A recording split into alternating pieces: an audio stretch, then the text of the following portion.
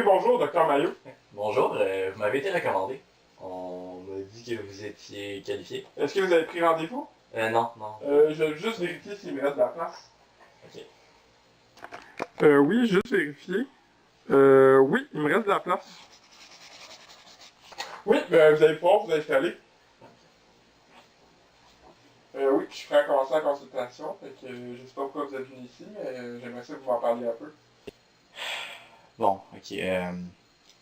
Dans le fond, mon problème, je dirais que c'est un problème familial. J'ai vraiment...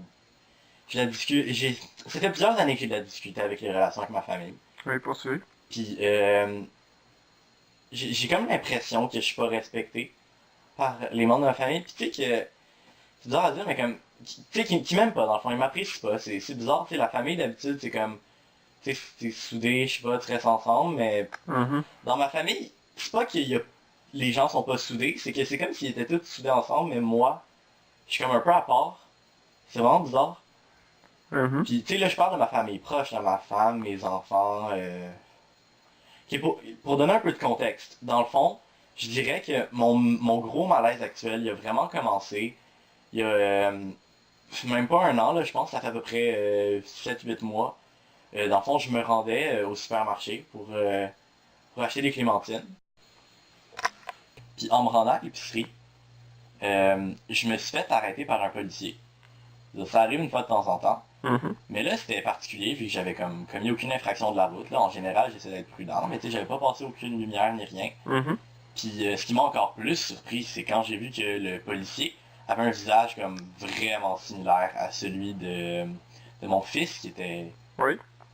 Ben, dans le fond, de mon fils qui était mort il y a plusieurs années. Puis c'est juste à cause que ça avait dégénéré vu qu'il était allergique au citron. Continue. Fait que là, en parlant avec le policier, ben je me suis rendu compte que c'était effectivement mon fils. Puis qu'il était juste pas mort. Dans le fond, ça m'avait été caché. Ça paraît fou, mais il avait faké sa mort parce qu'il voulait juste plus être dans la famille. Il maïssait à la face. Là, moi, quand j'ai appris ça, j'étais déconcerté, fait que j'ai été confronter ma femme, tu sais.